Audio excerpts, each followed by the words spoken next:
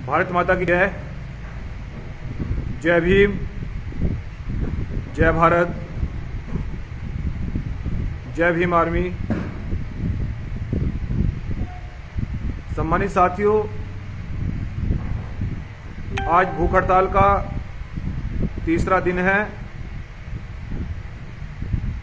और मेरा वर्तमान में लाइव आने का जो उद्देश्य है वो यही है कि आप सभी भाइयों को अवगत करा दूं कि आज भूख हड़ताल के दौरान कुछ भाई ये कह रहे थे कि भाई ने क्या क्या मांगे रखी हैं, कि हमें अपनी क्या क्या पॉलिसी सरकार के सामने रखनी है अपनी मांगों को लेकर। भूख हड़ताल करने का जो उद्देश्य है वो क्या है, सभी भाई लाइव से जुड़ जाएं और सभी भाई शेयर करते रहें जिससे कि मेरी आवाज अपने सभी भाइयों तक पहुंच जाए। तमाम इस देश की जनता को मेरा क्रांतिकारी जय भीम, इंकलाब जिंदाबाद, नीला सलाम। सम्मानित साथियों, आज भूख हड़ताल का तीसरा दिन है और अभी तक कोई हलचल देखने के लिए नहीं मिली है। आप लोगों को ये तो मालूम ही है कि सरकार जो है गूंगी और बहरी हो गई है। सरकार इस देश का सिस्टम जानबूझकर सुधारना नहीं चाहती है और उसकी जिम्मेदार सरकार ही नहीं है। मैं एक बात और अपनी आज रखना चाहता हूं कि इसकी जिम्मेदार जनता भी खुद है। जिस सरकार को आप लोग वोट देकर बनाते हैं, जिस सरकार को आप चुनते हैं, वही सरकार आज आपका इलाज नहीं करवा पा रही है, तो ये हमारे दुर्भाग्य की बात है। आज हमें वो सुविधाएं मुहैया नहीं कर पा रही है। हमारा भारतवर्ष आज कोरोना महामारी से जिस प्रकार से गुजर रहा है, जिस प्रकार भयानक महामारी से हजारों की संख्या में रोज लोग मर रहे हैं, परंतु देश के जो मुख्य नेता हैं, चाहे वो प्रधानमंत्री श्री नरेंद्र मोदी जी हों और उत्तर प्रदेश के मुख्यमंत्री श्री योगी आदित्यनाथ जी हों, तो ये केवल जो है अखबारों में जो योजनाएं रोज लागू की जा रही हैं और न्यूज चैनलों पर रोज हॉस्पिटलों का, कोविड-19 अस्पतालों का उद्घाटन किया जा रहा है, ये जमीनी स्तर पर कहां है। आज भी मध्य प्रदेश में डेड बॉडियां तालाबों से, नहरों से बरामद हुई है। तो ये देश का दुर्भाग्य है। इस व्यवस्था को सरकार सुधारना नहीं चाहती है और वो इसलिए कि देश की जनता बोलना नहीं चाहती है। देश की जनता नहीं चाहती है कि उसके साथ में न्याय हो। इसके जिम्मेदार हम ही हैं। तो मैं अपने तमाम भाइयों से ये निवेदन करता हूं कि भाई का समर्थन करें, भूख हड़ताल में समर्थन करें। और अगर सरकार अपनी आंखें नहीं खोलने का काम करेगी तो हम इतनी ताकत में है, देश के 24 प्रदेशों में भूख हड़ताल शुरू करवाने की हिम्मत रखते हैं। हम लोग हिला देंगे सरकार को। ये हमें ह्यूमन राइट्स है, फंडामेंटल राइट्स है हमारा। आंदोलन करना संविधान के 1 से लेकर अनुच्छेद 27 तक हमारा फंडामेंटल राइट्स है। ये बाबा साहब डॉक्टर अंबेडकर ने लिखा है। देश की नागरिकता, देश की आजादी, समूह बनाकर संगठन में सरकार के सामने चुनौती देना, संगठन को और समूह को बनाकर सरकार के सामने अपनी बात को और मुद्दों को रखना, ये बाबा साहब ने हमें संविधान में अधिकार दिया है। तो सम्मानित साथियों, मैं आपको सबसे पहले ये अवगत करा दूं कि भूख हड़ताल के दौरान भीम आर्मी ने देश की जनता के लिए इस लॉकडाउन में क्या क्या मुद्दे रखे हैं। सबसे पहला मुद्दा यह है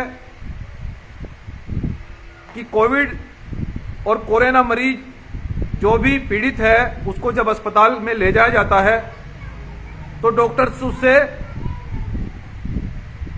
कोरोना का प्रमाण पत्र मांगते हैं और जब तक उसकी कोरोना जांच होती है 48 घंटे में, तो कोरोना मरीज दम तोड़ देता है। ऑक्सीजन नहीं अवेलेबल हो पाती है, उसको वेंटिलेटर अवेलेबल नहीं हो पाता है।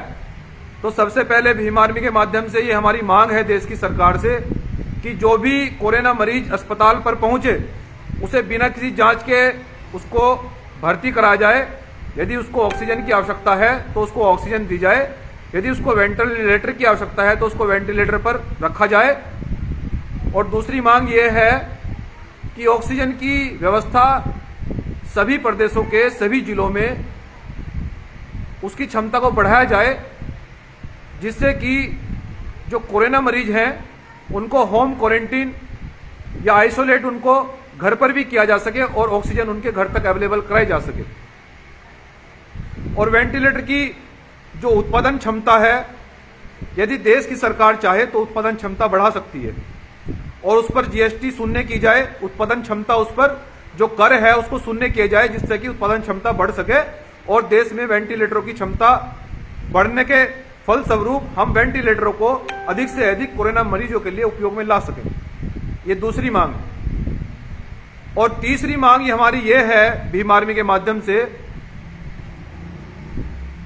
कि जिस प्रकार से देश के अंदर भारत सरकार ने लॉकडाउन लगाया है, आप लोग जानते हैं कि देश का 75% हमारे देश में वो वर्ग आता है जो मजदूर वर्ग है, किसान है, रेडी चलाने वाले लोग हैं, रिक्शा चलाने वाले लोग हैं, ऑटो चलाने वाले लोग हैं।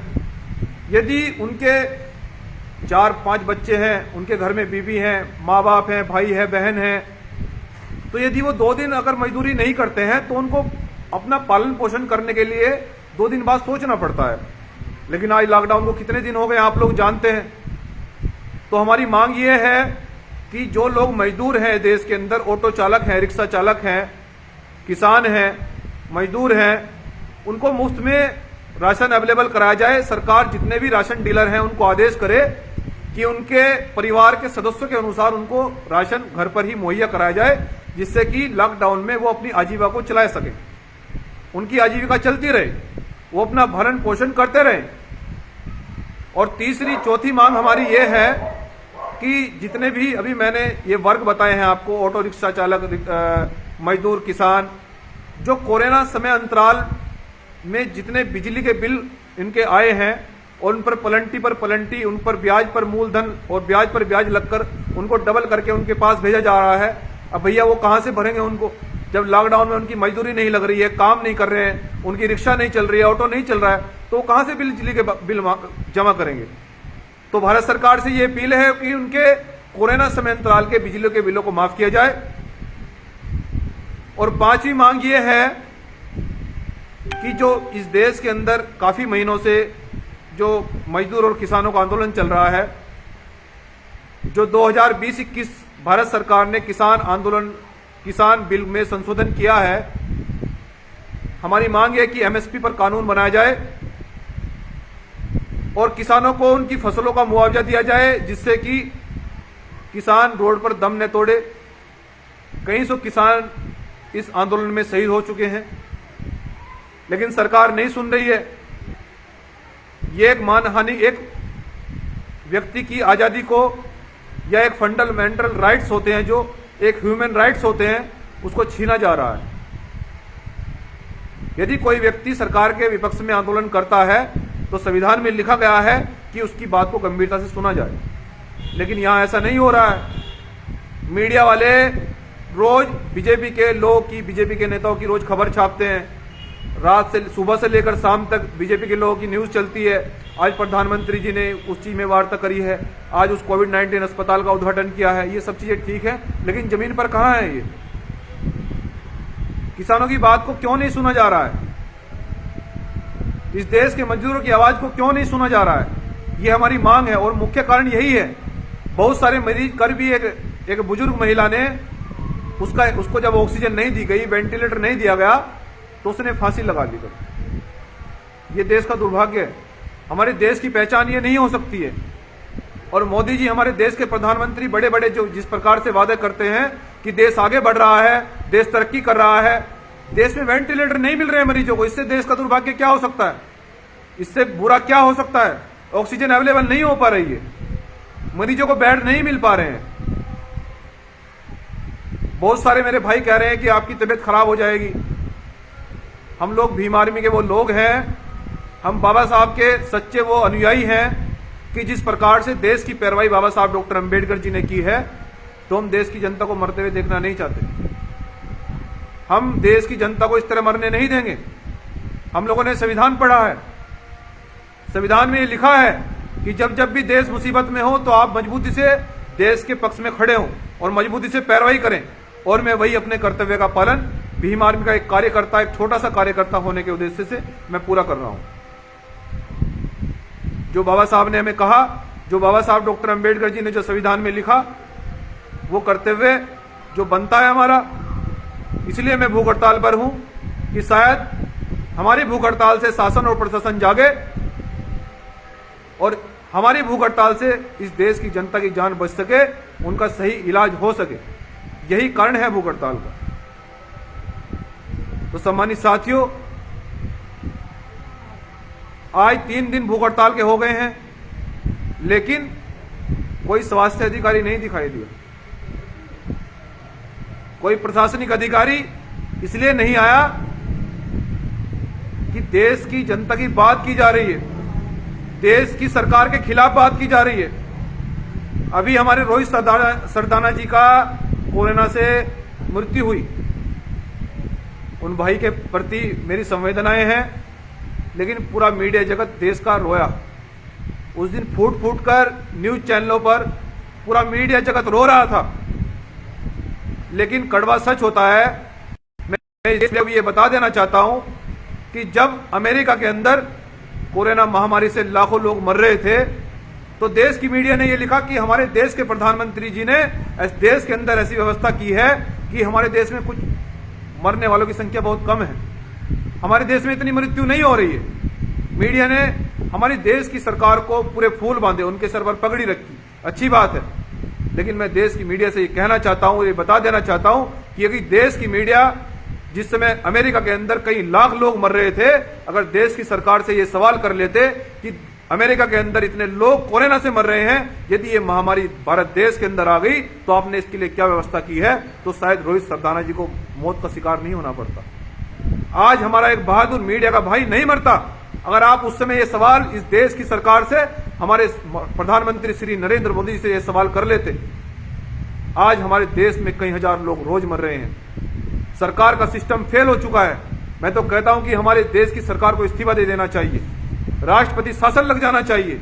जिस प्रकार से मजदूर किसान भूखा मर रहा है, लॉकडाउन से उसके पास वो मजदूरी नहीं कर रहा है तो अपना पालन पोषण, अपना पेट कैसे पाले। अखबारों में कार्टून्स छपते हैं, एक बच्चा अपने बाप से कहता है कि पापा जब लॉकडाउन लग रहा है तो भूख क्यों लग रही है। इससे बड़ा देश का दुर्भाग्य नहीं हो सकता है। हम, ये भारतवर्ष वो देश है, ये आस्तिक देश है। ये जब जब भी दूसरे देशों को उसकी मदद की आवश्यकता होती है तो भारत दूसरे देशों की मदद भी करता है। लेकिन आज भारतवर्ष आज खुद पीड़ा में है, आज वो खुद ही मुसीबत में है, और उसका सबसे बड़ा जिम्मेदार इस देश की मीडिया है। सबसे बड़ी जिम्मेदार इस देश की मीडिया है। अगर हमारा भारत देश मुसीबत में है तो मीडिया उसका जिम्मेदार है सबसे बड़ा, सरकार से भी बड़ा वही जिम्मेदार है। हमने कई बार भीम आर्मी के माध्यम से पहले भी मीडिया को आगाह किया था कि अगर हमारे देश की मीडिया अगर सुप्रीम कोर्ट के बाहर जाकर 1 घंटे के लिए कैमरे लेकर बैठ जाए, सुप्रीम कोर्ट के जजों से ये सवाल कर ले कि आखिरकार सुप्रीम कोर्ट इस देश के प्रधानमंत्री, राष्ट्रपति को क्यों तलब नहीं कर रहा है, प्रधानमंत्री को क्यों तलब नहीं किया जा रहा है, देश की सरकार को क्यों आदेश नहीं किया जा रहा है, तो शायद कुछ ना कुछ सरकार एक्शन ले सकती है, इस देश के लोगों की जान बच सकती है। लेकिन उन्हें अपने चैनल के प्रमाण पत्र निरस्त होने का डर है। उन्हें पता है कि सरकार हमारे चैनल का प्रमाण पत्र निरस्त करेगी, लेकिन भीम आर्मी में कोई खतरा वतरा नहीं है। हम तो आंदोलनकारी हैं, जेल में भी ऐसे ही हैं, बाहर भी ऐसे ही हैं, लेकिन जेल में इस देश के जनता के साथ में, इस देश के आत्मा के साथ में, और जब जब हमारा देश मुसीबत में होगा तो देश की पैरवाई भीम आर्मी मजबूती से करने का काम करेगी। साथियों, मैं आपसे ऐसा वादा कर रहा हूं, और आज भूख हड़ताल का 3रा दिन समाप्त है। साथियों, कल आपसे फिर से रूबरू होंगे भूख हड़ताल के 4थे दिन। आप सभी साथियों, क्रांतिकारी जय भीम, नीला सलाम, इंकलाब जिंदाबाद।